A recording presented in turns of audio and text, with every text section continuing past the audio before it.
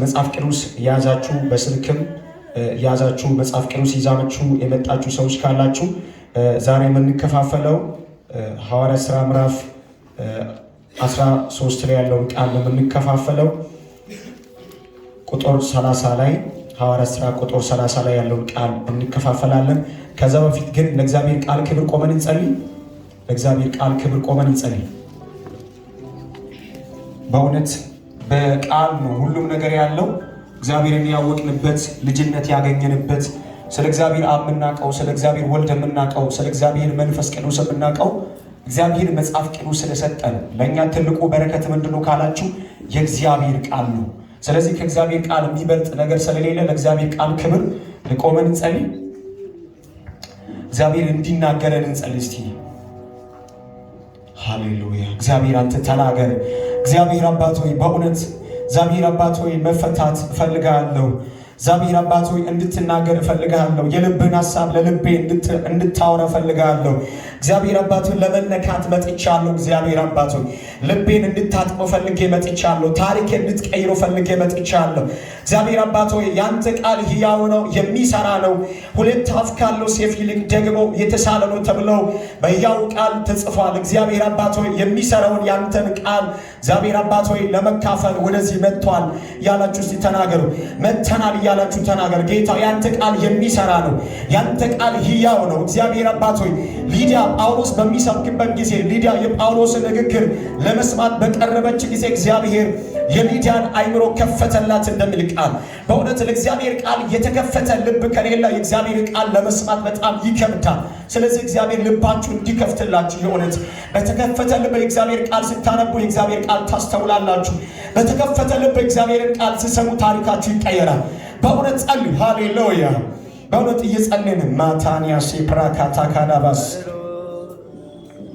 እንጸልይ። ቅዱስ የሥራው ጌታ እግዚአብሔር አባት ሆይ እጅግ አድርገን እናመሰግናለን። ማድሮች በጌታ በኢየሱስ ስም ለዘላለም ይባረክ።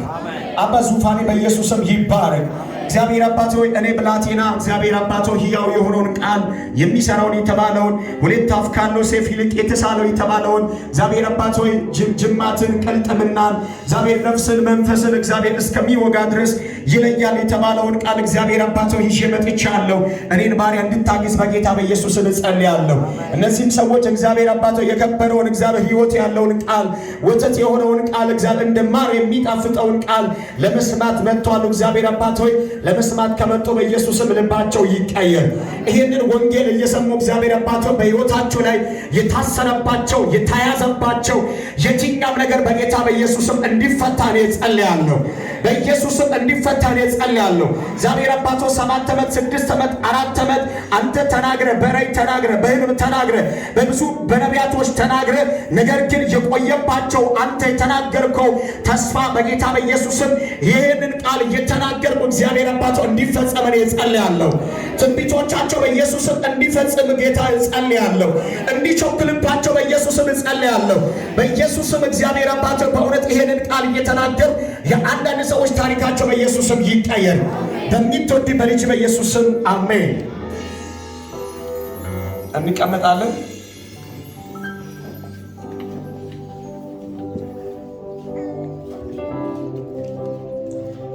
ክብር ለኢየሱስ ይሁን።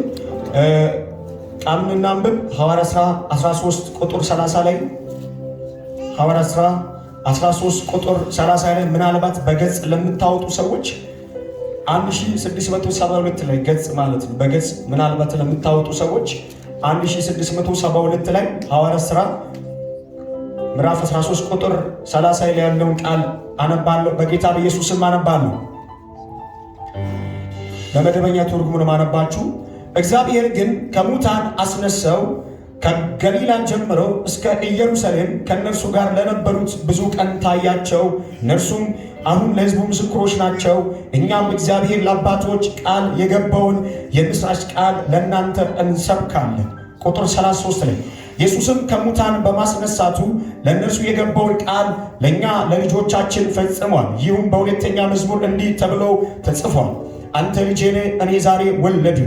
ደግሞ እርሱ እንዳልበሰበሰና እግዚአብሔር ከሙታን እንዳስነሳ ለማረጋገጥ እንዲህ ብሏል፣ የተቀደሰውን የታመነውን የዳዊትን በረከት እሰጣችኋለሁ ቁጥር 35 ላይ ስለዚህም በሌላ ስፍራ ቅዱስ መበስበስን እንዳያይ አትፈቅድም ይላል። ዳዊት በራሱ ዘመን የእግዚአብሔርን ፍቃድ ካገለገለ በኋላ እንቀላፍቷል።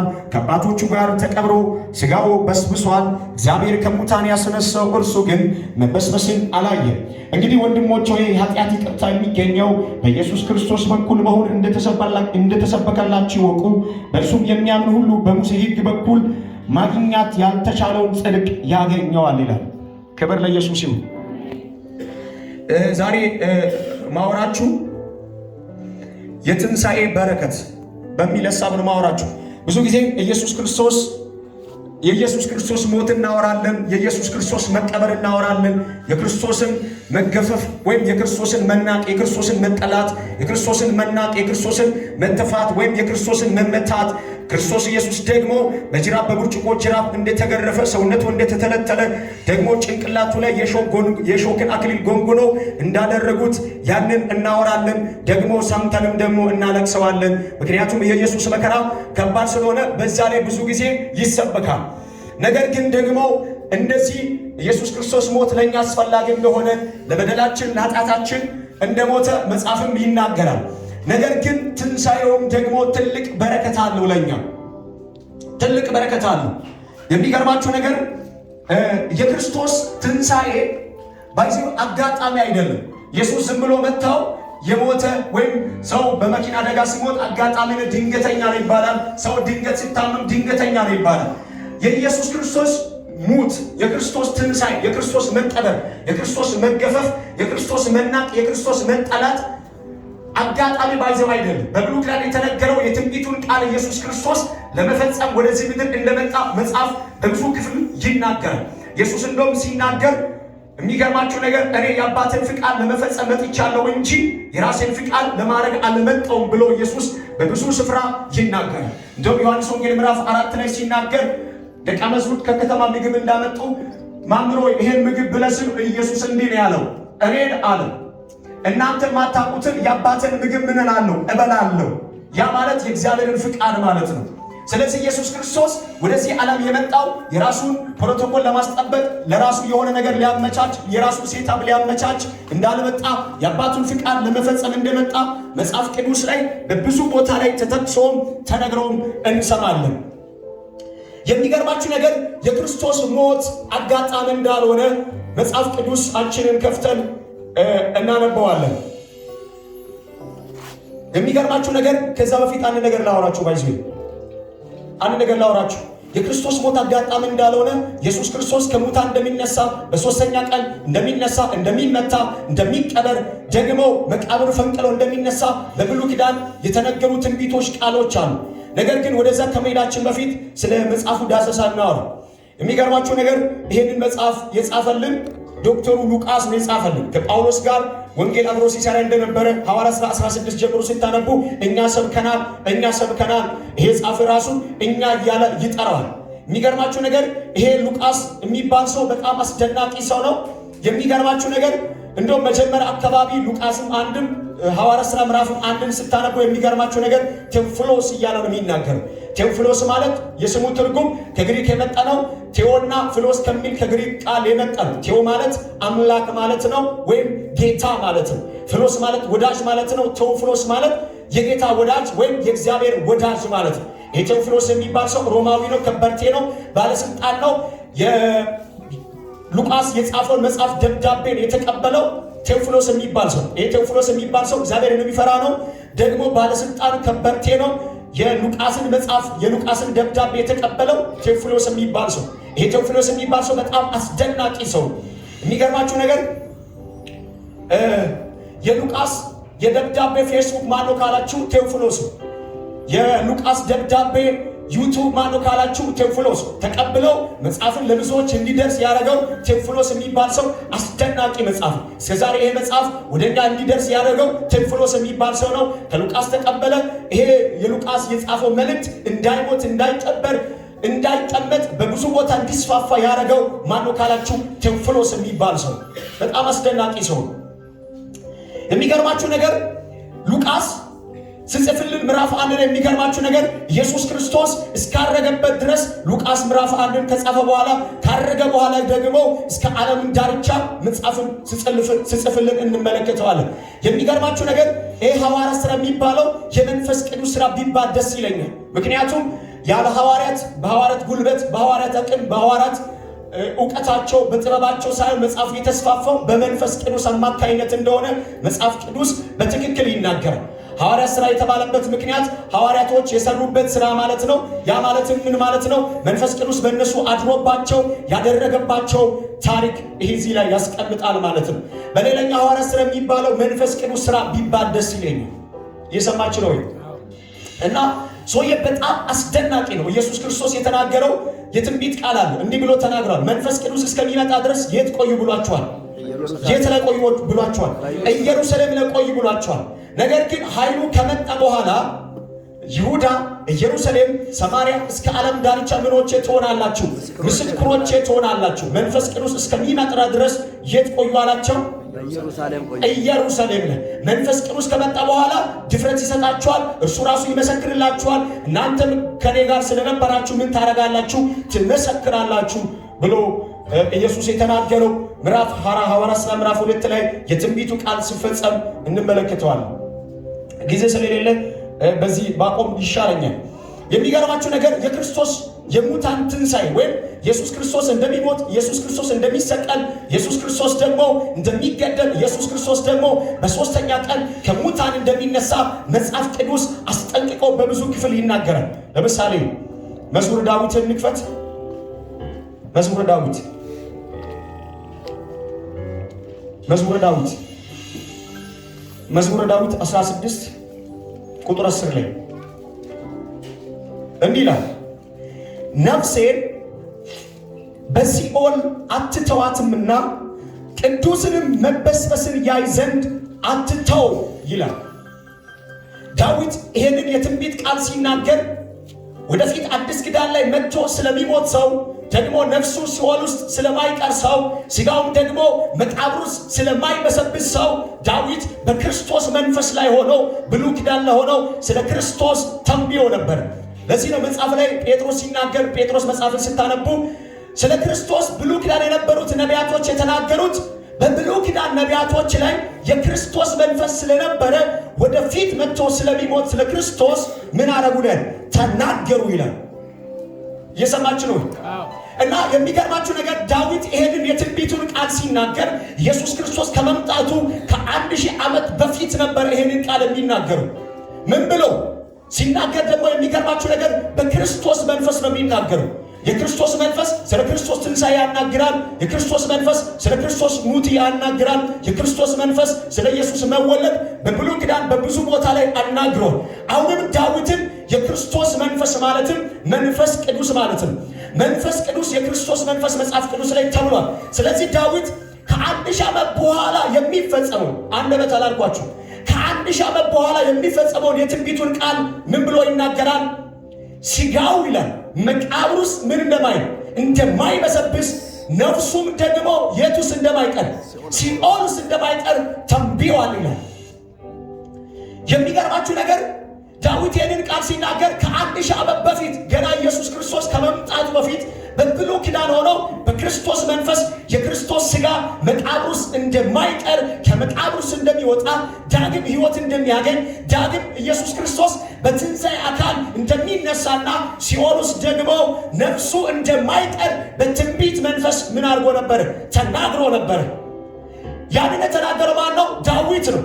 አንዳንድ ሰዎች ዳዊት ይሄንን የተናገረው ለራሱ ነው ይላሉ። የዳዊት ነፍስ ሲኦል ውስጥ እንደማይቀር የዳዊት ሥጋ ይሄኛው ሥጋ ደግሞ መቃብር ውስጥ እንደማይበሰብስ ብዙ ምሁራኖች ይናገራሉ። የመጽሐፍ ቅዱስ አዋቂዎች ይናገራሉ። ነገር ግን ሐዋርያት ሥራ 13 ስታነቡ ቁጥር 36 ላይ ዳዊት የእግዚአብሔርን ፍቃድ ካገለገለ በኋላ ምን ሆነ ይላል?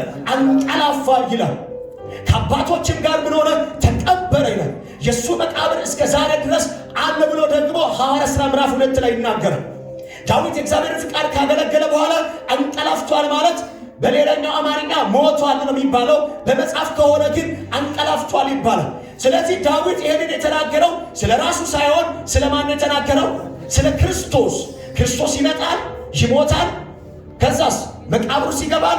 መቃብር ደግሞ ስጋ ምን አይሆንም አይበሰብስም ብሎ ተናግሯል። ያ የትንቢቱ ቃል እንደተፈጸመ ጳውሎስ አንጾኪያ ላሉት ለጲስድያ ሰዎች ጲስድያ አካባቢ ለነበሩ ሰዎች ይሄን ነገር ይናገራል። ዳዊት ሞቷል። እግዚአብሔር ፍቃድ አገልግሎ ነው የሞተው። እስከ ዛሬ መቃብር በእኛ መካከል አለ። ዳዊት አንቀላፍቷል። ነገር ግን እግዚአብሔር ከሙታን ያስነሳው እሱ ምን ሆነ? አልሆነም። ሞቶ አልቀረም። ከሙታን ምን ሆኗል? ተነስቷል ይላል። አሜን በሏል። ዛሬ ለአንዳንድ ሰዎች እንዲህ ብዬ ተነብያለሁ። ይኸውልህ ዳዊት የተናገረው ትንቢት 1000 ዓመታት ነው የቆየው። ከ1000 ዓመታት በፊት ነው የቆየው። ያን የትንቢቱ ቃል ግን ዘገይቶ ቢፈጸም እንኳን የእግዚአብሔር ፍቃድ እግዚአብሔር የተናገረው የተስፋው ቃል እንዳልቀረ ዛሬ ለአንዳንድ ሰዎች ተነብያል። እግዚአብሔር የሆነ ነገር ተናግሯችሁ የቆየባችሁ ሰዎች ካለ ትንቢቱ ዛሬ ይፈጸማል። ማን ነው ቢቀበል? ለአንድ ሰው ተነብያል። ማታንያ ሴፕራካታካ እግዚአብሔር በሕልም ተናግረው፣ እግዚአብሔር በራእይ ተናግረው፣ እግዚአብሔር በብዙ ጎዳና ተናግረው ግን የቆየባችሁ የእናንተ ትንቢት ዛሬ በጌታ በኢየሱስም ከዚህ ሳትወጡ ትንቢቱ ዛሬ አካል ይለብሰዋል። ኢየሱስ አንተ ዳዊት የተናገረው በመንፈስ ነው። አሁን እያወራ ያለው በመንፈስ ነው። ዛሬ በጌታ በኢየሱስም እግዚአብሔር ተናግሮ 7 ዓመት የቆየባችሁ፣ እግዚአብሔር ተናግሮ 2 ዓመት የቆየባችሁ፣ እግዚአብሔር ተናግሮ 7 ዓመት 6 ዓመት 10 ዓመት የቆየባችሁ የትንቢቶቻችሁን ቃል እግዚአብሔር ዛሬ ያስፈጽመዋል። አረማን የሚቀበልን ማታ ካራዲያስ ትንቢቱ ከመቆየቱ የተነሳ ብዙ ሰዎች አልቅሳችኋል። ያነባችሁ ነው። ጌታ ከኔ ጋር የለም፣ ሰው ከኔ ጋር የለም፣ ማንም ከኔ ጋር የለም እያላችሁ ነው። እግዚአብሔር ከእናንተ ጋር መኖሩን ዛሬ በኢየሱስም የትንቢቱን ቃል በማስፈጸም ዛሬ ያረጋግጥላችኋል። ማነው የትንቢቱ ቃል ይረጋገጣል? ምሰው ዛሬ እግዚአብሔር የሆነ የትንቢቱ ቃል ዛሬ ማታም ያሳርፈዋል። ኢየሱስ ጌታ ነው። ዳዊት እኔ እኮ ከኢየሱስ ውጭ አይመቸኝም እኮ አሁን ከፈለግ ማትን አለመቀበል ትችላለህ። በቃ መጽሐፍት ሁሉ ስለኔ ይናገራል አይደል የሚለው ዮሐንስ ወንጌል። እናንተ በያዛችሁት በዚህ መጽሐፍ የዘላለም ሕይወት የሚገኝ እንዳይመስላችኋል። ኢየሱስ መለሰና የያዛችሁት መጽሐፍ እኮ ትመረምራላችሁ። የያዛችሁት መጽሐፍ እኮ ስለኔ የሚናገር ነው። ለካ ዳዊት ተጻፈው ስለ ክርስቶስ ሙት ተናግሯል። ስለ ክርስቶስ መቃብር ውስጥ እንደሚገባ ተናግሯል። ደግሞ ስጋው ይሄኛው እንደማይበሰብስ ትንቢት ተናገረ። ስለዚህ እግዚአብሔር በዳዊት አንደበት የተናገረው የትንቢቱን ቃል እግዚአብሔር አከበረው። ዛሬ ለእናንተ ለማውጆን የትንቢቱን ቃል እግዚአብሔር ዛሬ ያከብረዋል። ያከብረዋል ማለት ይፈጽመዋል። አሜን በላ እኔ ቸርች ስለሆነ እጠራለሁ። መንገድ ሲሆን ማመን ብዬ አልጠራው። ስሙኝ፣ ስለሚሰናከል ወደ ጌታ አይመጡማ። እኔ አንድ ነገር ልንገራችሁ። በዚህ ዓለም ላይ ብዙ ሰዎች ሞተዋል አይደል? ብዙ ሰው እነ መሐመድ እነ ማርያም እነ አልዓዛር ሞተዋል። አልዓዛር ከሙታን ሲነሳ ተነስቷል አይደል? ተመልሶ ነው የሞተው። ስጋው ደግሞ በስብሷል። መሐመድን ሞተ፣ ስጋው መሬት ውስጥ በስብሷል። ከአፈር ጋር ነው ያለው። ብትፈልጉ የመሐመድን አጥንት ላታገኙ ትችላላችሁ። ብትፈልጉ የአልዓዛር አጥንት ላታገኙ ትችላላችሁ። ነገር ግን ዳዊት በመንፈስ ቅዱስ አስቀድሞ ከ1000 ዓመት በፊት ያለው ምን አይነት አይኑ ለካሜራ ቢገጠም ነው ከ1000 ዓመት በኋላ ያለው ትንቢት የሚያይ ዛሬ እንደዚህ አይነት ትውልድ እግዚአብሔር ዛሬ ያስነሳዋል። አንተ ከ1000 ዓመት በኋላ የሚሆን አንተ ዛሬ ያየውን እንኳን ማየት የማትችል ሰው፣ ነገ ምን እንደሚሆን የማትችል ሰው፣ ማየት የማትችል ሰው፣ ነገር ግን ምን አይነት ካሜራ ቢገጠም ነው ከ1000 ዓመት በፊት ያለው ትንቢት የተናገረው እግዚአብሔር ዛሬ የአንዳንድ ሰዎችን አይኖቻቸው ዛሬ ይከፍተዋል። ማነው የኔ አይን ይከፈታል? ምስል ሊቫራዲያስ ዛሬ ከዚህ በኋላ የእናንተ አይኖቻችሁ ዛሬ በየ ይበረገዳል። በጣም ይተነካል፣ ግን የእግዚአብሔር ቃል ይሻላል። የእግዚአብሔር ቃል ላካፍላችሁ። መሐመድ ሞቶ በሰበሰ፣ እግዚአብሔር ግን ከሙታን ያስነሳ እርሱ መበስበስን አላየም ማለት። ከዛ መዝሙር 2 ለምን እንደምታውቃላችሁ? እዚህ ቁጥር 13 ላይ 33 ላይ ያለውን ቃል ይናገራል። ምን እንደምታውቃላችሁ? መዝሙር 2:7 ላይ አንተ ልጄ ነህ፣ እኔ ዛሬ ምን አድርጌያለሁ? ወልጄአለሁ። ይህ ክፍል ባይዘ መጽሐፍ ቅዱስን በትክክል ካነበባችሁ ስለ ኢየሱስ መወለድ ሳይሆን ስለ ክርስቶስ ከሙታን መነሳት ነው። ዳዊት ይህንን ቃል ከመዝሙር 2:7 አምጥቶ ምን ይላል? አንተ ልጄ ነህ፣ እኔ ዛሬ ምን አድርጌያለሁ? ወልጄአለሁ የተባለ ይፈጸም ዘንድ እግዚአብሔር ለአባቶች የገባውን የተስፋውን ቃል ምን አደረገው ይላል? እግዚአብሔር ኢየሱስ ክርስቶስን ከሙታን በማስነሳት ፈጸመው ይላል። እግዚአብሔር ለአባቶች ምን ብሎ እንደተናገረ ታውቃላችሁ? አንተ ልጄ ነህ፣ እኔ ዛሬ ወልጄአለሁ ብሎ እግዚአብሔር የተናገረውን የትንቢቱን ቃል ለልጆቻችሁ ምን አደረገው ይላል? ፈጸመው ይላል። አንተ ልጄን ዛሬ ወልጃለሁ የሚለው ኢየሱስ ከሙታን ሲነሳ እንደ ዳግም ውልደት ነው እግዚአብሔር የሚናገረው። የሰማች ነው። ስለ ክርስቶስ መወለድ አይደለም ይህ ክፍል የሚናገረው።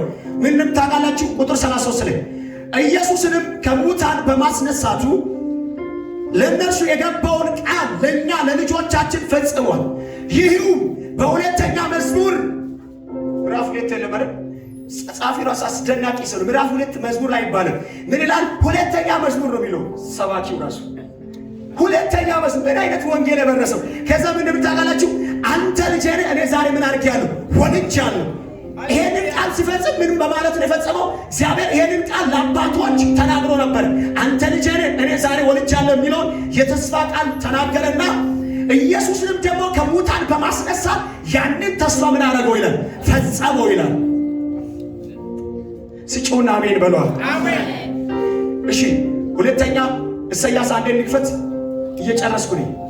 ኢሳይያስ ወደዚህ ክፍል ከመምጣት በፊት ኢሳይያስ 53 ብሉይ ኪዳን ስለ ኢየሱስ ሞት ነው ትንሣኤ በደንብ እንጸልያለን። በእውነት ኢሳይያስ 53 እኔ መጽሐፍ ማገላበጥ ስለሚመቸኝ 53 ቁጥር 10 ላይ ምን እንደምታውቃላችሁ? እንዲህ ይላል፣ እግዚአብሔር በደዌ ያደቃው ዘንድ ፈቀደ። መልእክት እዚህ ጋር ነፍሱን ይላል ስለ ኃጢአት መስዋዕት ካደረገ በኋላ ዘሩን ያያል፣ ዕድሜውም ይረዝማል፣ የእግዚአብሔር ፍቃድ በእጁ ይከናወናል። እንደምታውቃላችሁ እዚህ ክፍል ላይ 10 ላይ ነፍሱን ስለ ኃጢአታችን መስዋዕት ካረገ በኋላ ዕድሜው ይረዝማል፣ ዘሩንም ያያል፣ የእግዚአብሔር ፍቃድ በእጁ ምን ይሆናል? ይከናወናል። ኢሳይያስ ይህንን ትንቢት ሲናገር ከ700 ዓመታት በፊት ነው የተናገረው ቃል ደግሞ ለኢየሱስ ነው። ኢየሱስ እንደማይወደድ ተንኪባት እንደሌለው የእሱን ምስክርነት ማንም እንደማይቀበል ሰው እሱን ባየ ጊዜ ፊቱን እንደሚያዞር እየተናገረ ይመጣና 10 ከደረሰ በኋላ ምን እንደምታውቃላችሁ? ኢየሱስ የእሱን ነፍስ ስለ ኃጢአተኞች ይሰጣል ካለ በኋላ ዘሩንም ደግሞ ያየዋል ይላል። ያ ማለት ምን ማለት መሰላችሁ? ኢየሱስ የራሱን ነፍስ ለኃጢአተኞች አሳልፎ መስቀል ላይ ከሰጠ በኋላ እንደገና ዘሩን ያያል ማለት ከሙታን ይነሳል፣ ዕድሜው ይረዝማል፣ የእግዚአብሔር ፍቃድ በእጁ ይከናወናል አለ። ኢሳይያስ ይህንን ትንቢት ሲናገር መቼ እንደተናገረ ታውቃላችሁ? እኔ አንዳንዴ ማርቆስ ላይ ያለው ሰው አያችሁ? አንዱ ኢየሱስ እባክህ አይኔ ክፈትልኝ ምናምን ብሎ ሲመጣ ኢየሱስ ና አለውና እጁን ጫነበት ይላል። ከጫነ በኋላ የሚገርማችሁ ነገር ሰውየው እንዲህ አለ ይመስለኛልና እንዲህ አለ ይመስለኛል። ምን ታያለህ አለ ኢየሱስ። ምን ታያለህ ሲል ሰውየው እንዳለ ታውቃላችሁ? ዛፍ ሰው እንደ ዛፍ ምን ሲሆን ሲንቀሳቀስ ምን አደርጋለሁ? አላየም አለ ኢየሱስ። ሰው እንዴት እንደ ዛፍ ይንቀሳቀሳል? ሰው እንደ ዛፍ እንደዚህ ሲንቀሳቀስ ብዙ ኢትዮጵያውያን እንደዚህ አገልጋዮችም እኮኛ ነን በደንብ አናይ፣ ግን ሰው እንደ ዛፍ ሲንቀሳቀስ ነው የምናየው። ከዛም እንደ ታሪያላችሁ ኢየሱስ በደንብ አላየም ብሎ እንደገና ጫነበት። አሁን ምን ይታየዋል ሲል እንዲህ አለ፣ አሁን ይታየኛል አለ። ዛሬ ከዚህ በኋላ በድንግዝግዝ የምታየው እግዚአብሔር ከፊት ያነሳዋል። ጮና አሜን በላ። ኢሳይያስ እኮ ያ ብቻ አይደለም እኮ የተናገረው፣ ድንግል ትጸንሳለች፣ ወንድ ልጅ ትወልዳለች፣ ስሙም ደግሞ መካር፣ ኃያል፣ የዘላለም አምላክ፣ የዘላለም አባት፣ የሰላም አለቃ ከድንግል ይወለዳል ብሎ ከ700 ዓመት በፊት ተናግሯል። ያ ከ700 ዓመት በኋላ የሚፈጸመው ትንቢት ምን አይነት ካሜራ ተገጥሞ ነው? አሁን ካሜራ ይህን ትሬት አድርጎ መቅረጽ ይችላል? ይሄንን ግድግዳ አልፎ መቅረጽ ይችላል? አይችልም። ግን ምን አይነት ዘመን ተሻጋሪ መልእክት የሚያዩ ትውልድ ዛሬ ይነሳ። አንዳንዶቹ ልጅ ነው አንቀበልም ብላችሁ አለ ሱፍ ለብሼ እመጣለሁ ጠብቅ ላ እጅግ ገፋል ሊታምፕ ያለ ዛሬ ሊፕራዲያ ካታካራዲያስ እግዚአብሔር ዛሬ አንዳንድ ሰዎች እንደዚህ ያደርጋል። የሆነ ዘመን ተሻጋሪ መልእክቶችን የሚያዩ ሰዎች ይነሳል። አሜን ይነሳል። ለምሰጠው አሜን ይበላል። ለእግዚአብሔር እኔ ቀንቻለሁ የሚል ትውልድ ይነሳል። እንደ ኤልያስ ቀንቻለሁ የሚል ሰው የሚያይ ሰው ይነሳ ብሎ የሚጸልይ ሰው እግዚአብሔር ዛሬ አንድ ሰው ያስነሳዋል። እኔ ባለፈው እዚህ መጥቼ ተንብዬ ነበረ። እኔ ማለት ያደግኩበት ቦታ ነው። ዘሪሁን ጠኝ ይሄ ቦታ ነው ያደግኩት። ኢየሱስ ጌታ ነው። የሚገርማችሁ ነገር ለምሳሌ አሜሪካ ላይ የሚደረገው የሚታዩት ዲሹ ቆርቆሮ ላይ ሲገጠመልን ያ ዲሹ አይደል አሜሪካ ያለው ስሞ የሚያመጣው አይደለም ወይ? ዛሬ እግዚአብሔር አንዳንድ ሰዎች ለመንፈሳዊ ዲሽ ዛሬ ይገጥማል። አረ ጮና ሲአሜን በላ።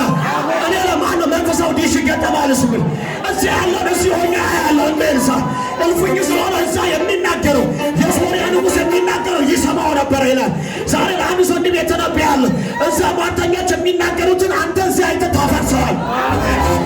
አንተ የሶርያ ንጉሥ በዚህ ወጥተን እንወጋለን ሲል ለእስራኤል ንጉሥ ኤልሳዕ እንደዚህ ብሎ ይናገር፣ ንጉሥ ሆይ በዚህ እንዳትሄድ እዛ እልፍኝ ውስጥ ተመካክረዋል። እኔ እዚህ ሆኜ አያለሁ የእነሱን ስራ እናፈርሳለን እንዳለ አንተ እዛ ሆነ ይመካከረ አንተ እዚህ አይተህ ታፈርሰዋል። ስጮና አሜን በለዋል። እንቀመጥ፣ ወደ ወንጌል እንሂድ።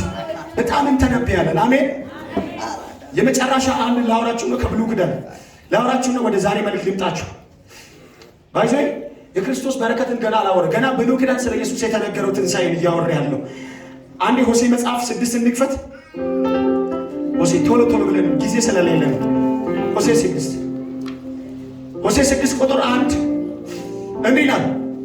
ቁጥር 2 ላይ ከሁለት ቀን በኋላ ያድነናል፣ በሶስተኛው ቀን ያስነሳናል፣ በፊቱ በሕይወት እንኖራለን። ግን ቁጥር 1 ላይ ያለው ካልተረዳችሁ ቁጥር 2 አትረዱ። እንዲህ ይላል፣ ኑ ወደ እግዚአብሔር እንድመለስ፣ እርሱ ሰብሮናል፣ እርሱ ይፈውሰናል፣ እርሱ መትቶናል፣ እርሱ ይጠግነናል። አሁን ሆሴዕ እየተናገረ ያለው ስለ እስራኤላውያን መሰበር፣ ስለ እስራኤላውያን መጠገን ነው። እግዚአብሔር እስራኤላውያን በእግዚአብሔር ሲያምፁ እግዚአብሔር ይሰብራቸዋል። እንደገና ወደ እግዚአብሔር በንስሐ ሲመለሱ እግዚአብሔር ምን ያደርገዋል? ያድናቸዋል። እየሰማችሁ ነው። ግን ቁጥር 2 ላይ ስለ እስራኤላውያን ብቻ ሳይሆን ስለ ክርስቶስ ሞት እንደሚናገር ምን እንደምታውቃላችሁ? ቁጥር 2 ላይ ከሁለት ቀን በኋላ ያድናል፣ በሶስተኛው ቀን ያስነሳል። እግዚአብሔር ኢየሱስ ክርስቶስን መስቀል ላይ ገደለው፣ መስቀል ላይ አደቀቀው። በደዌ እንዲደቅ እግዚአብሔር ፍቃድ ነበረ። ነገር ግን በሶስተኛው ቀን ከሙታን ምን ይሆናል? ይነሳል። ሆሴዕ ተናገረ። ሆሴዕ ትንቢት ሲናገር የሚገርማችሁ ነገር ከ400 ዓመት በፊት ነው የተናገረው። ምን አይነት አይናቸው ተከፍተው ነው ስለ ኢየሱስ ክርስቶስ ሞት የሚናገሩት? የመጨረሻ ይሄ ሆሴዕ 6 ላይ ያለው አንዴ ማቴዎስ 12 ላይ ያለው ማቴዎስ 12 ላይ በቃ ብሉይ ኪዳን መጽሐፍት ስለ ኢየሱስ ነው የሚናገሩት። 40 ላይ እንዲህ ይላል። ከ38 ጀምሬ ላንብብ። በዚያ ጊዜ ከጻፎችና ከፈሪሳውያን አንዳንዶች መለሱና መምህር ሆይ ከአንተ ምልክት እንድናይ እንወዳለን አሉት። እነርሱ ግን መልሶ እንዲህ አላቸው፣ ክፉ አመንዛሪ ትውልድ ምልክት ይሻል፣ ከነቢይ ዮናስ ምልክት በቀር ምልክት አይሰጠውም። ዮናስ በአሳ አምባር ሆድ ውስጥ 3 ቀንና 3 ሌሊት እንደነበረ እንዲሁ የሰው ልጅ በምድር ልብ ማለት በመደበኛ ትርጉም በምድር ሆድ ውስጥ ይልና ልብ 3 ቀንና 3 ሌሊት ይኖራል ይላል። ክብር ለኢየሱስ ይሁን። አሁን ፈሪሳውያንና አይሁዳውያን ወደ ኢየሱስ መጡና አንድ ጥያቄ ጠየቁ። አንተን እናምን ዘንድ ምልክት እንሻለን አሉት። ምልክት እንፈልጋለን፣ ስለዚህ አንተ መሲህ እንደሆንክ ምናምነው ምልክትን ስታሳይ ነው ሲሉት፣ ኢየሱስ መልሶ እንዲህ አላቸው፣ አመንዛሪ ትውልድ ምልክት ይሻልን? አመንዛሪ ትውልድ ማለት ዝሙት የሚሰራ ማለት ሳይሆን፣ ለምሳሌ እስራኤላውያን ለእግዚአብሔር እንደ ሚስት ነበረች። እግዚአብሔርን ብቻ ነው የሚያመልኩት፣ ለእግዚአብሔር ብቻ ነው የተሞሸሩት። ከእግዚአብሔር ውጭ ሌላውን ሲያመልኩ እግዚአብሔር ምን ይላል? አመንዛሪ ናችሁ ይላል። ስለዚህ እግዚአብሔርን ማምለክ ሲገባቸው ሌላ ነገር በልባቸው አስቀምጠው ሌላ ነገር ስለሚያስፈልግ ስለሚሉ ኢየሱስ ምን አለ? አመንዛሪ ትውልድ ምልክትን ይሻልን ያለ። ስለ ዝሙት አይደለም እያወራ ያለው። ከኢየሱስ ውጭ ሌላ ማምለክ ዝሙት ነው። ለምሳሌ ውሽማ የሚባል ነገር ታውቃላችሁ? ለምሳሌ እኔ ለአንድ ጮኛ ታጨው እንበል፣ ከዛ ከምስቴ ጋር የሚማግጥ ሌላ ባል ቢመጣ ምንድን ነው የሚባለው? ውሽማ ነው የሚባለው። ስለዚህ እስራኤላውያን ለእግዚአብሔር ብቻ የተመረጡት ናቸው። ሌላ አምላክ ጋር ሲሄዱ ምንድነው? ውሽማ። እግዚአብሔር አመንዛሪ ናችሁ ይላል። ይህና የሚገርማችሁ ነገር ከዮናስ በቀር ሌላ ምልክት የለም አለ። ዮናስ ዘመን የሆነ ልትንሳ ይላችሁ ምን ያለ ኢየሱስ ምንድን ሲሉት፣ ዮናስ በአሳ ሆድ ውስጥ በአሳ አምባር ወይም በአሳ ሆድ ውስጥ 3 ቀንና 3 ሌሊት እንዳደረ የሰው ልጅ ማለት ክርስቶስ ራሱ ነው። የሰው ልጅ ፍጹም ነው ኢየሱስ ማለት ነው። የሰው ልጅ በምድር ሆድ ውስጥ 3 ቀንና 3 ሌሊት ያድራል። ያ ማለት በዮናስ ዘመን የተካሄደው ስለምንድን ነው የሚናገረው ካላችሁ፣ ስለ ክርስቶስ መቀበር፣ ስለ ክርስቶስ መነሳት ነው የሚያወራው። የሰማችሁ ነው። የክርስቶስ ሞት ባይዝ ምን አይደለም፣ አጋጣሚ አይደለም። ዮናስ እኮ ምልክት ነው ለኢየሱስ፣ ምልክት ነው። ኢየሱስ ደግሞ የሚገርማችሁ ነገር እንደዚህ ብሎ ተናግሮ ነበር። ኢየሱስ እንደዚህ ብሎ ተናግሮ ነው። እኔ በሽማግሌዎች በካህናቶች እጅ ታልፌ እሰጣለሁ፣ በ30 ብር እሸጣለሁ። ከኔ ጋር ደግሞ በወጭት ውስጥ እጁን የሚያጠልቅ እርሱ አሳልፎ ይሰጠኛል። ዘካርያስ 30 ብር እንደሚሸጥ ተናግሮ ነበር። ደግሞ ይሁዳ ደግሞ መጨረሻ ታንቆ እንደሚሞት ዳዊት ትንቢት ተናግሮ ነበር።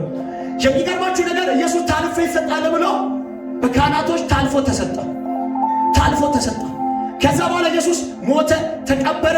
ከዛ እንደተናገረው በሶስተኛው ቀን ተነሳ። የብሉይ ኪዳን ነቢያቶች እንደተናገሩት ኢየሱስ ከሙታን ተነሳ።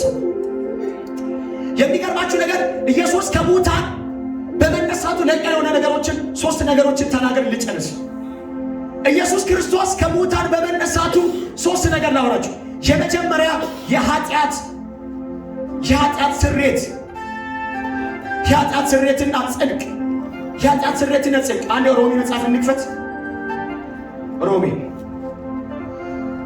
በጣም ቃል ስለምትወዱ ነው። ይሄ ስለሰሙ ቃል ስለምትወዱ ነው። ኢየሱስ ባይዘን ከሙታን ሲነሳ የኃጢአት ስሬት ለመስጠትና እኛን ለማጽደቅ ምን ሆኗል? ከሙታን ምን ሆኗል? ተነስቷል። ኢየሱስ ከሙታን ባይነሳ የኃጢአት ስሬትም የለም። ኢየሱስ ከሙታን ባይነሳ ጻድቅም አንባልም። የክርስቶስ ሞት ብቻ ይሆን ነበር፣ እንደ ማንኛውም ሞት ይሆን ነበር። ነገር ግን እኛ ትክክለኛ የኃጢአት ስሬትና ጽድቅ ያገኘነው ኢየሱስ ክርስቶስ በመሞቱ ብቻ ሳይሆን በመነሳቱ ነው። መጽሐፍ ምን ይላል? ላሳያችሁ ውሸት እንዳላወራው 24 ቁጥር 24 እና 5 ሮሜ 4 ላይ ስለ በደላችን አልፎ የተሰጠውን ይልና እኛንም ስለ ማጽደቅ የተነሳው ጌታችን ኢየሱስን ከሙታን ባስነሳው ለምናምን ለእኛ ይቆጠርልን ዘንድ አለው ይላል። እዚህ ክፍል ላይ ኢየሱስ ስለ በደላችን ምን ሆነ? ታልፎ ተሰጠ ማለት ታልፎ ሞተ ማለት ነው። ታልፎ ተሰጠ። እኛንም ደግሞ ለማጽደቅ ምን ሆነናል? ከሙታን ምን ሆነ? ተነሳ ይላል። ደስ አይልም? ጻድቅ መባል ወይም ጽድቅ መባል ምን ማለት መሰላችሁ? ለምሳሌ አንድ ሰው ነፍስ ገለው ፍርድ ቤት ቢቆም የፍርድ ቤት ዳኛ ለዛ ነፍስ ለገደለ ሰው የሞት ዕዳ መስጠት ያለበት አንተ ምንም ወንጀል የለም ምንም ኃጢአት የለም እንደማለት እኮ። ሊሞት ሊፈረድ ሊሰቀል ያለ ሰውየው አንተ ምንም ኃጢአት የለብህም ሲባል እንዴት ደስ እያለ ከፍርድ ቤት ይወጣል? ያ ማለት እኮ ነው እኛ ኃጢአተኞች ነን።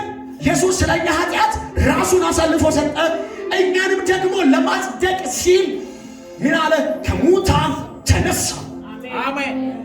እግዚአብሔርን ስለምናምን ኢየሱስን ከሙታን ያስነሳውን እግዚአብሔርን ካመነን የኛ ጽድቅ ምን ይሆናል? ይቆጠራል። ዋው ደስ አይልም? ኢየሱስ የተነሳው ስለኛ እኛን ለማጽደቅ ነው ይላል። ጽድቅ ማለት ትክክለኛ ማለት ነው። ትክክለኝነት ምን ወንጀል የሌለበት እንደማለት ነው። ስለዚህ ኢየሱስ የሞተው ስለ በደላችን ነው። የተነሳው ደግሞ ለእኛ ጽድቅ ሊቆጥርልን ዘንድ ነው ይላል መጽሐፍ። እዛ ክፍል ላይ ቅድም ባነበብኩት ሐዋርያት ሥራ ላይ ላንብብላችሁ። እንዲህ ይላል ቁጥር 39 ላይ በእርሱ የሚያምን ሁሉ ሐዋርያት 13 በእርሱ የሚያምን ሁሉ በሙሴ ሕግ በኩል ማግኘት ያልቻለውን ጽድቅ ያገኘዋል። ምን ማለት ነው? ሰው የሙሴን ሕግ ጠብቆ አታመንዝር የሚለውን አድርጎ አትስረቅ የሚለውን ሁሉ አድርጎ ጽድቅ በፍጹም ሊያገኝ የማይችለውን ሰው ሰርቶ ደክሞ ለፍቶ ጥሮ ጽድቅ ማግኘት ካልቻለ የዛ ሰውየው ትርጉም ምንድን ነው? ሰው ተግቶ ጽድቅ ካላገኘ ይላል እዚህ ክፍል ላይ ግን ይላል ሰው በእርሱ ብቻ በማመን ሲንል ኢየሱስ አዳኝ እንደሆነ ለኃጢአታችን እንደሞተና እንደተነሳ የሚያምን ያ ሰው ጽድቅ በሙሴ በኩል ያላገኘውን ጽድቅ ምን ያደርገዋል? ያገኘዋል ይላል። ሰው የሙሴን ሕግ ጠብቆ እንደማያገኝ ግን ኢየሱስ በማመን ብቻ ሰርቶ ሳይሆን ኢየሱስ አዳኝን በማለት ለዚህ ነው ሮሜ 10 ላይ የምናወራው። ሮሜ 10 ላይ ምንድን ነው የምናወራው? ሮሜ 10 ላይ ኢየሱስ ክርስቶስ እሱ ጌታ እንደሆነ በአፍህ ብትመሰክር ደግሞ እግዚአብሔር ኢየሱስን ከሙታን እንዳስነሳ በልብ ብታምን ትጸድቃለህ ይላል።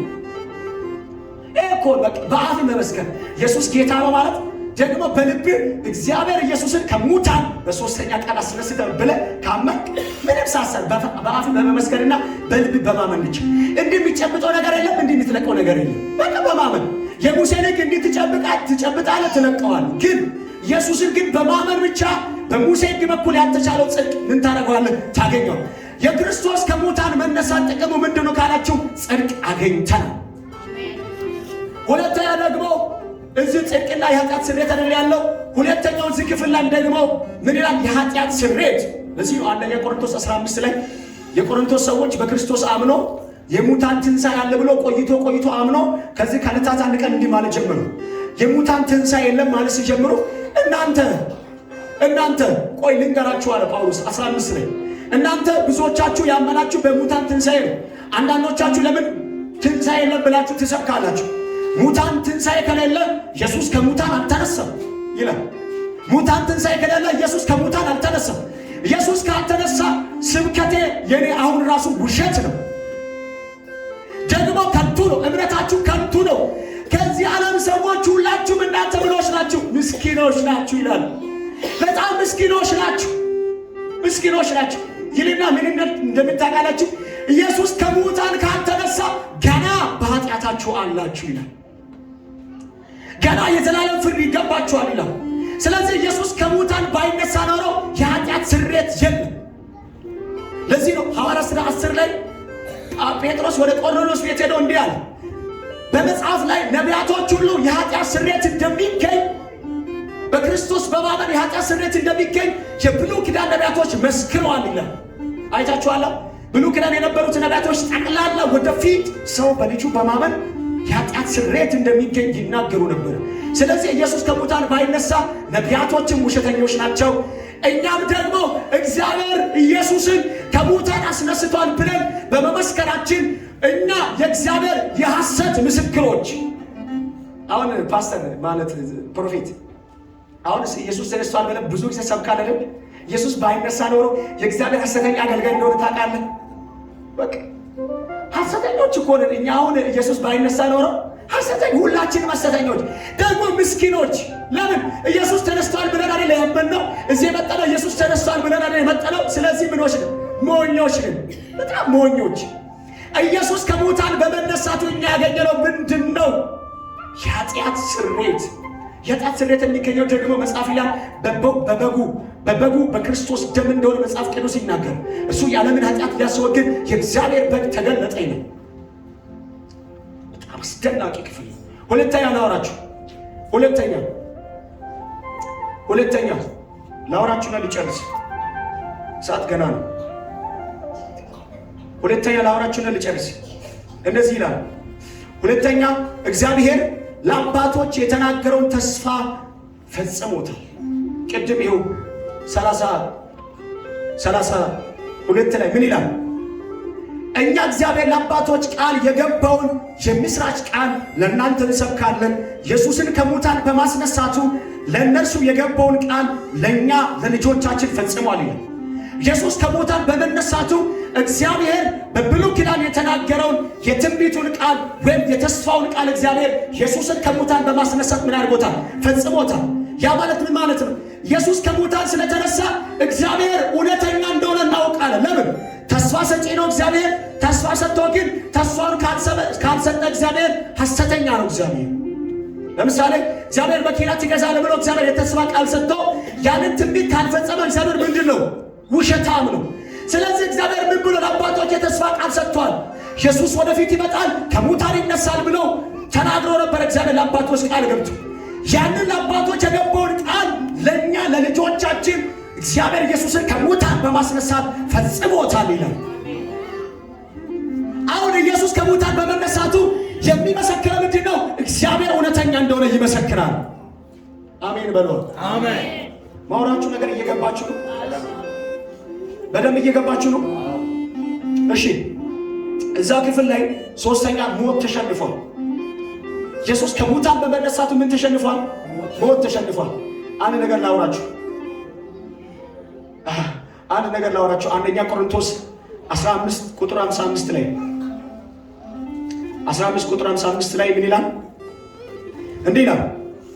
እኔ በጣም ይመቸኝ፣ በቃ ወንጌል ሲሰራ ራሱ ይሄ ቃል ይመቸኝ።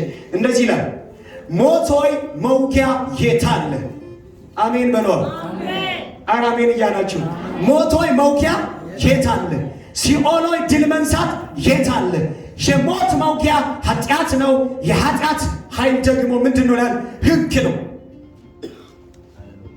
ከዛ ቁጥር 57 ላይ ነገር ግን በጌታችን በኢየሱስ ክርስቶስ በኩል ድል መንሳትን ለሚሰጠን ለእግዚአብሔር ምስጋና ይሁን ይላል። አሜን። በክርስቶስ በኩል እግዚአብሔር ኢየሱስን ከሙታን በማስነሳቱ በሞት ላይ ለእኛ ምን ይሰጣል? ድል ይሰጣል። አሜን። ሞት እኮ መውጊያ አለው። ምን ማለት ነው? ሞት መውጊያ ነው ሲባል እኛ ቤት ብዙ ቀፎ አለ፣ ገጠር ላይ ማለት ነው። እና አያቶቻችን ቤት ብዙ ቀፎ ነበረና ሄዶ አንድ ብቻ ነው መሰለኝ የቀረውና የሚገርማችሁ ንባይታችሁ እንደሆነ ሲናደፍ መንደፊያ ያለው አይደል? መንደፊያ ያለው አይደል? ከነደፈ ያሳብጧል። ያ የንቡ መንደፊያ ከተወሰደ ቢወጋችሁ ቢነድፍባችሁ ያሳብጧል፣ ይገላችኋል። ዝም ብሎ እኮ ነው የሚነድፈው አይደል? ስለዚህ ኢየሱስ ክርስቶስ ከሙታን በመነሳቱ ሞት ሲወጋ የነበረውን መውጊያ ወስዶታል። ብዙዎቻችሁ የአማርኛ አልገባችሁም። አሜን በለዋል። እሺ በምሳሌ ላስረዳችሁ። እሺ ጦር ላይ ሹል እንትን ከሌለ ብረት ከሌለ ይወጋችኋል። ያ ሹሉ ብረት ከተወሰደ ይወጋችኋል ወይ? ስለዚህ ኢየሱስ ክርስቶስ ከሙታን በመነሳቱ የሞት መውጊያ ሲገል ነበር፣ የሞት መውጊያ ተወስዷል። ኢየሱስ ጌታ። ስለዚህ ምን ብለን እናውጃለን? ጠላት ይሄን ሲሰማ ነው ጠላት ባይዘ የሚፈራ። እኔ አገልጋይ ነኝ ብትል ጠላት አይፈራም። ማራማይ ብትል ጠላት አይፈራም። ጠላት ግን የሚቀልጠው መቼ ነው? የሚፈራፈረው መቼ ነው ካላችሁ እንዲህ ብለን ስናውጅ ማን ነው የሚያውጀው? ከነገችሁ ከፍ አድርጉ። እኔ ብለን ትላላችሁ። እጆቻችሁን ከፍ አድርጉና ሞት ሆይ በሉ እስኪ ተናገሩ። ሞት ሆይ በሉ እስኪ መውጊያ የት አለ በሉ እስኪ።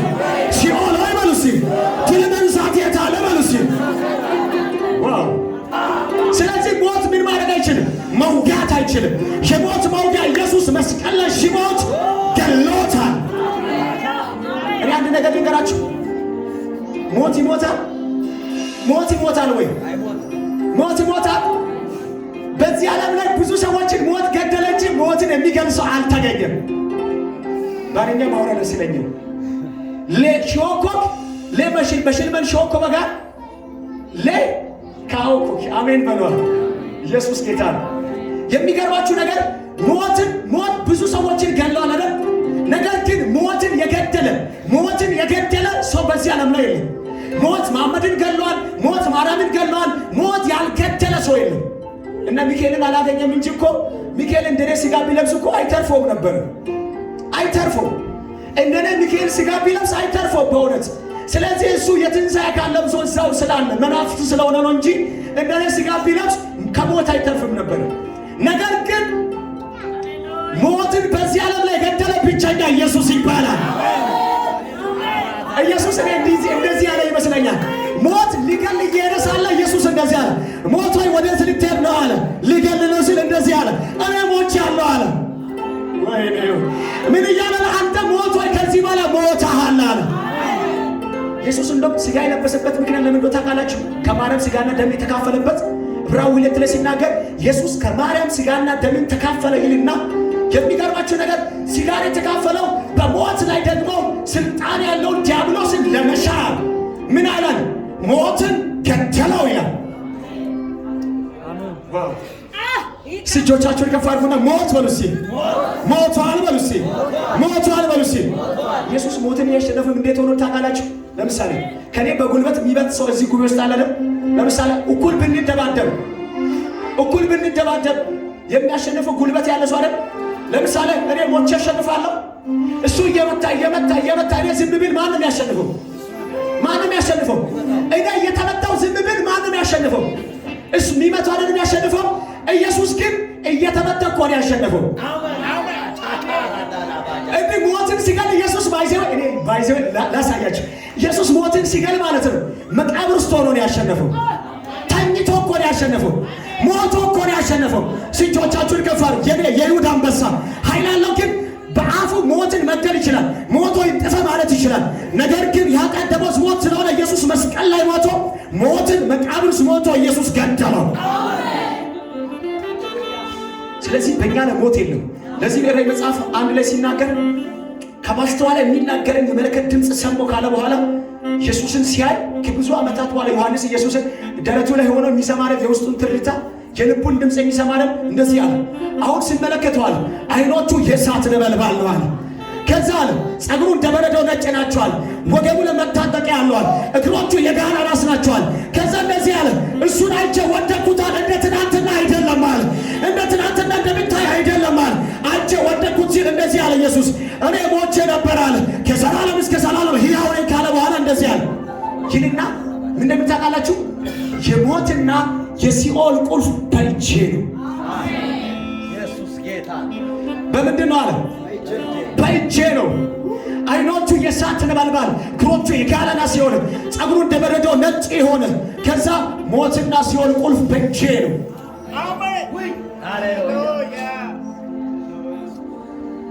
በእውነት ደስ አይላችሁም? ይሄ ቃል ደስ አይላችሁም ወይ? ደስ አይላችሁ ወይ?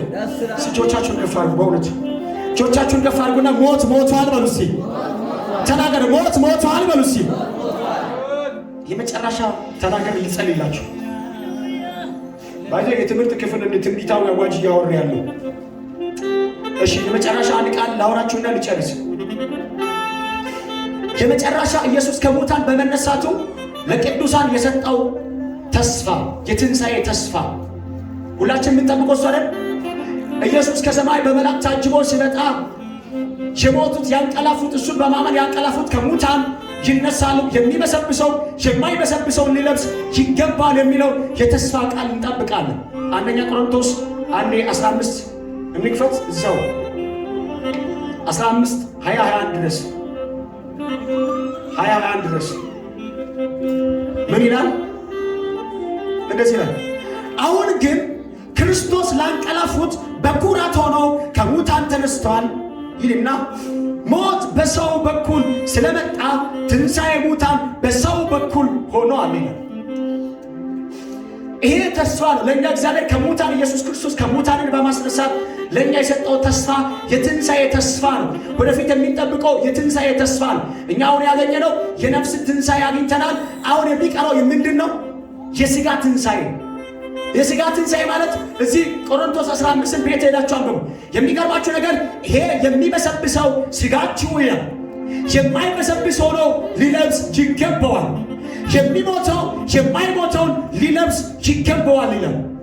የሰማችሁ ነው? ይሄ የሚበሰብሰው ምንም የማይበሰብሰው ነው ምን ይሆናል? ይነሳዋል አንድ ቀን ይላል። ስለዚህ ኢየሱስ ክርስቶስ ከሙታን በመነሳት በኩር ሆኖ ምን ሆኗል? ተነስቷል። ኢየሱስ ከሙታን በኩር ነው ማለት በኩር ነው ማለት መጀመሪያ ማለት አይደል? በኩር ማለት መጀመሪያ አይደል? ኢየሱስ ከሙታን በመነሳቱ መጀመሪያ ማለት ሳይሆን ምን ማለት መሰላችሁ? ኢየሱስ ከመሞቱ በፊት ከሙታን የተነሱ ሰዎች የሉ? በኤልሳ ዘመን የተነሱ ሰዎች የሉ? አሉ። ደግሞ አልዓዛር ከኢየሱስ ቀድሞ ላይ ከሙታን ተነስቷል አይደል?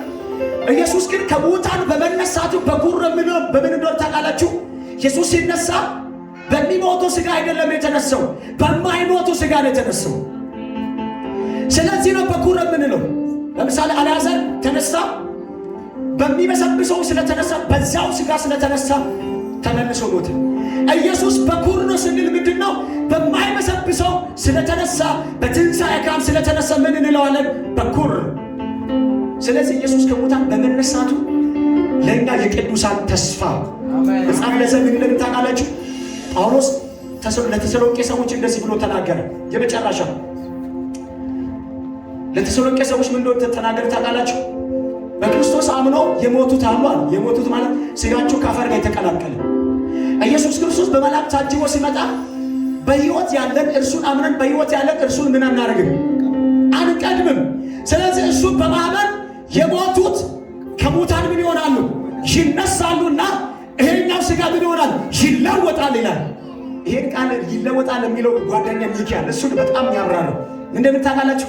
ለምሳሌ ይሄ ቸርች አሁን ማታ ነው ብንል ጨልሟል፣ ማብራት አጥፍተን ቢጨልም ሁላችሁም ያላችሁ በምን ውስጥ ነው? በአይምሮ በምን ውስጥ ነው? ለአሁኑ ነው ያልኳችሁና በምን ውስጥ ነው ያላችሁ? በጨለማ ውስጥ ነው። በጨለማ ውስጥ ሆናችሁ ማብራትን ስታበሩ ጨለማ በምን ይዋጣል? በብርሃን ይዋጣል። ስለዚህ ጨለማ በዚህ በመስኮት ነው የወጣው፣ በበር ነው የወጣው አይታወቅም አይደል? ስለዚህ ኢየሱስ ክርስቶስ በመላእክት ታጅበው በሚመጣበት ሰዓት ላይ ከሙታን በዚህ ሥጋ ይነሱና ይሄኛው ሥጋ ምን ይሆናል? ይለወጣል። ይለወጣል ማለት ምን ማለት መሰላችሁ? ይሄኛው ሥጋ ወደ አፈር ይመለሳል አይልም እኮ። ይሄ ሥጋ አለ፣ ይሄ ሥጋ የትንሣኤ አካል ይለብሳል። ወዲያው እዛው በቃ እዛው ይሄኛው ስጋ ሳይፈስ መሬት ላይ ሳይወድቅ ወዲያው ምን ሆናል? ቅድም አብረን ሲበላ ጨለማ እንደሚዋጥ እንደዚህ የስጋ ምን ሆናል? የት እንደገባ አታውቅም። ጠፋ እንዳትል ተውጧል በትንሣኤ ቀን። ስለዚህ ኢየሱስ ከሙታን በመነሳቱ ለእኛ የሰጠው ተስፋ ይሄ ነው። ስለዚህ ኢየሱስ በመላእክት ታጅቦ በመለከት ድምፅ እየተነፈሰ ሲመጣ የሚሞት ሥጋ የማይሞተውን ይለብሳል።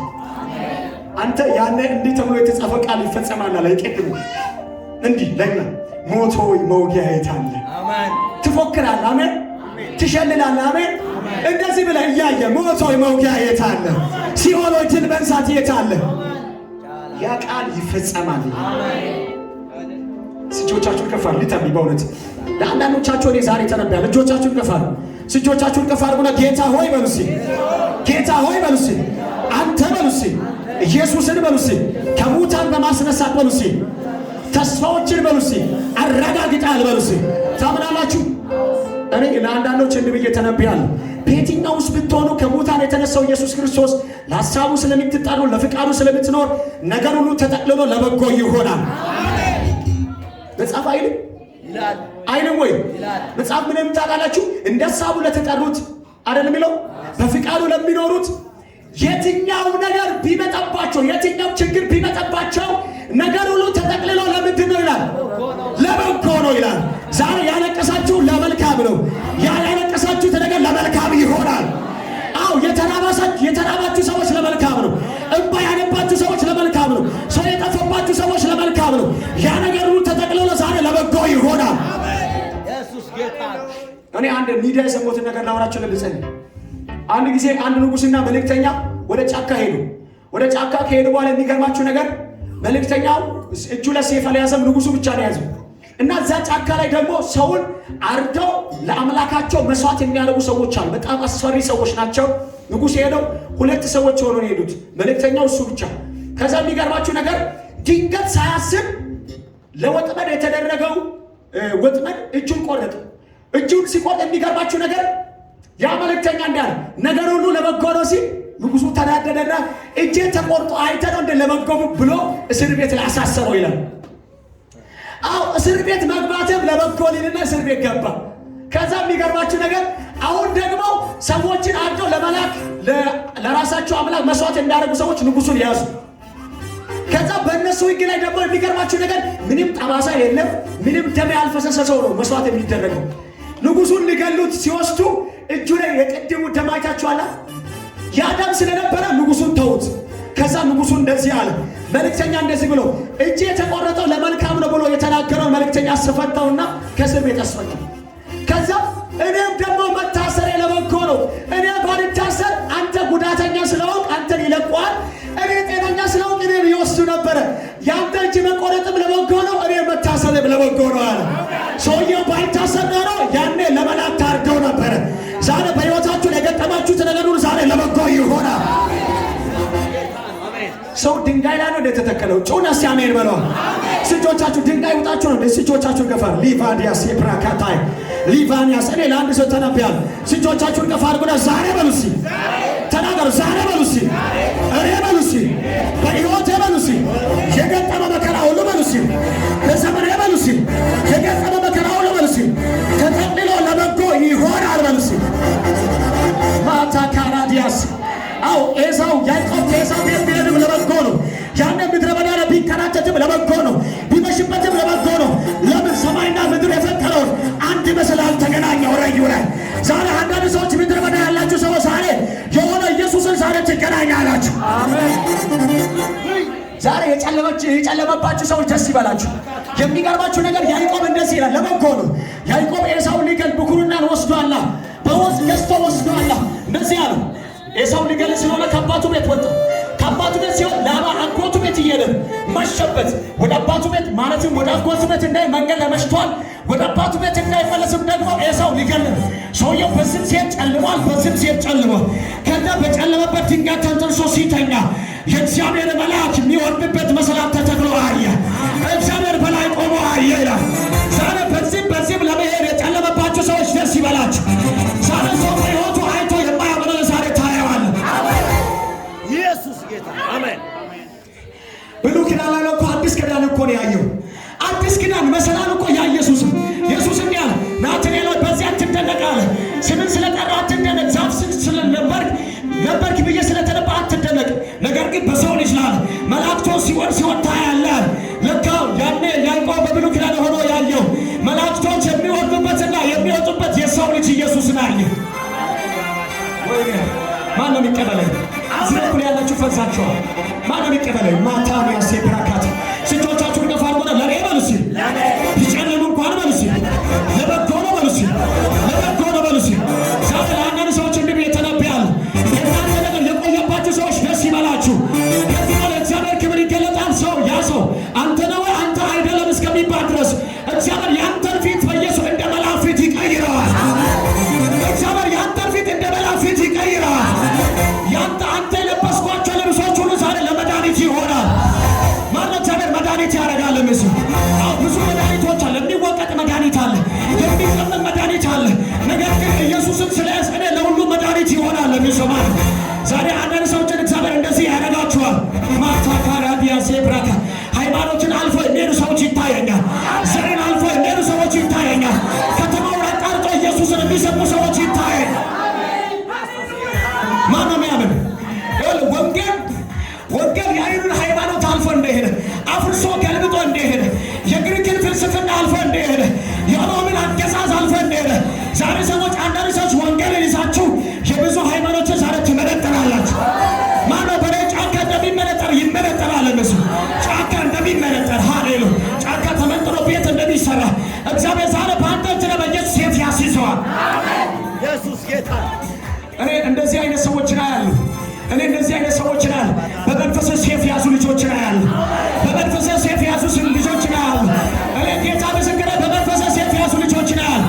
ጌታው ምንድን ነው ስላለ ጫካ እንደሚመነጠር መንጥሮ ቤተክርስቲያን የሚተክሉ ልጆች ይነሳሉ።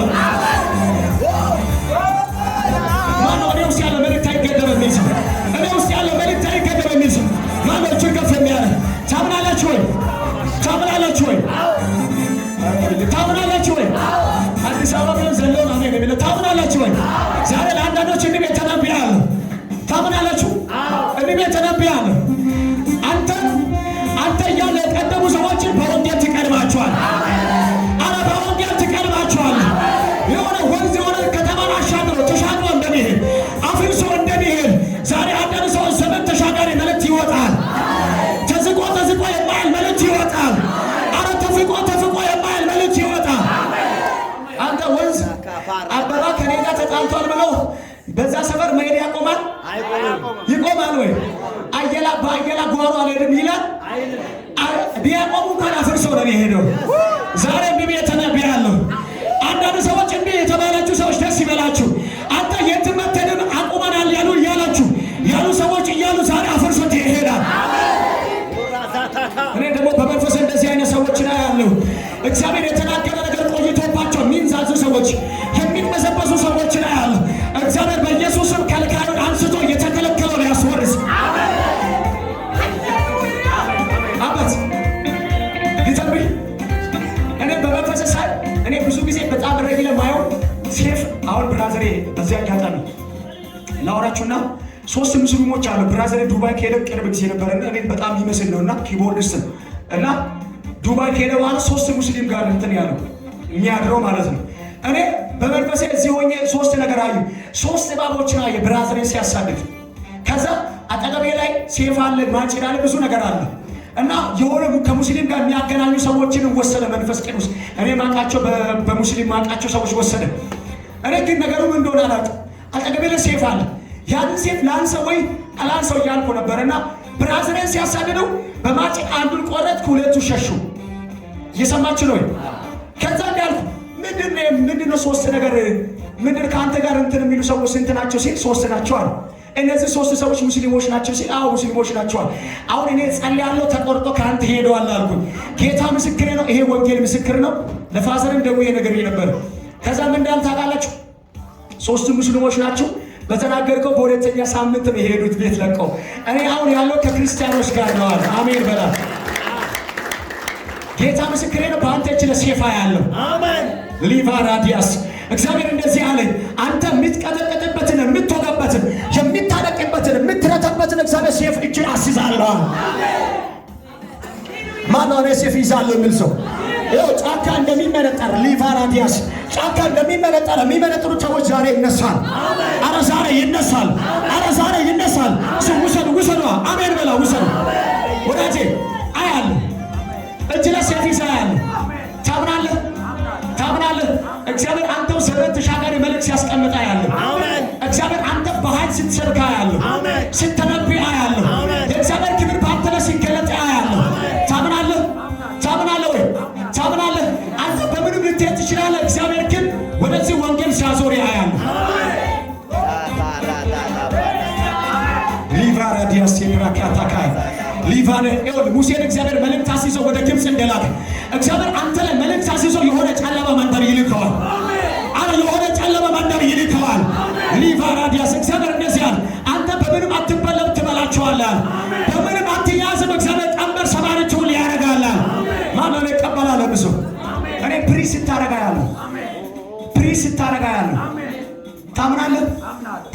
ታገለግላለህ። እንደዚህ ነገር ፕሪስ ታረጋያለሁ። እጅ ለሴፍ ነው ማየው ሆኖላ ልጆቻችሁን ከፈሩ ሊቫዲያስ አጠገብ ያነሱ መካርጉና የኔ ጉዳይ በሉሲ አይያዝም በሉሲ አይዋጥም በሉሲ እኔ ውስጥ ያለው ቅባት በሉሲ ይውጣችኋል በል። አረ ይውጣችኋል በል። ይውጣችኋል በል። እናንተ ላይ ያለው እናንተ እጅ ላይ ያለው ብትር ዛሬ በኢየሱስም አይዋጥም። የጠላትን መንደር ዛሬ ይመታዋል። የጠላትን ዳርቻዎችን ይመታል። በምንም በአንድ መንገድ ቢመጡ እግዚአብሔር ከአንተ ጋር ስለሆነ በሰባት መንገድ ይበተናል። ጌታ ምስክሬ ነው። እግዚአብሔር አንተ እጅ ላይ ብትር አስይዞ አያለሁ። አሜን። ብትር አስይዞ አያለሁ። አሜን። እግዚአብሔር አንተ እጅ ላይ ሴፍ አስይዞ አያለሁ። አሜን። እግዚአብሔር እንዳለ ትመታቸዋለህ አለ። አሜን። ትመታቸዋለህ አለ። አሜን። እግዚአብሔር አንተ እጅ ላይ ሴፍ አስይዞ አያለሁ። አሜን። ሴፍ አስይዞ አያለሁ። አሜን። ከዚህ ሰዓት ጀምሮ አንተ ውስጥ ያለው ነገር በኢየሱስም ተገለጠ። አሜን። ና ልጸልይ። ሊቫራዲያስ የብራካታካይ ሊቫሮ ሴፕራካታካይ አንተው ሴፍ ነው ማለት ሊቫዲያስ በጌታ በኢየሱስም ዘመን ተሻጋሪ ሊቫ ዘመን ተሻጋሪ መልእክት ሊብራ ዘመን ተሻጋሪ መልእክት የሆነ አፍርሶ የጠላትን ገደብ የሚያፈርስ ክብር አሜን። አሁን አንተ ላይ በኢየሱስም በኃይል ፈሰሰ አሜን። ሊብራ አዶሴኬ ራዲ አላቫን በለቬደርስ ሊብራ ካታዲ ላቫዶሴ ፕሬኬቴኬ ዲካቶ በኢየሱስም ጸልያለሁ አሜን። ይለፍ ይለፍ ይለፍ ክብሩ በኢየሱስ ስም አሰኝ። ክብር ለኢየሱስ ይሁን። ክብር ለኢየሱስ ይሁን። ክብር ለኢየሱስ ይሁን። ልተንቢ ታምናላችሁ?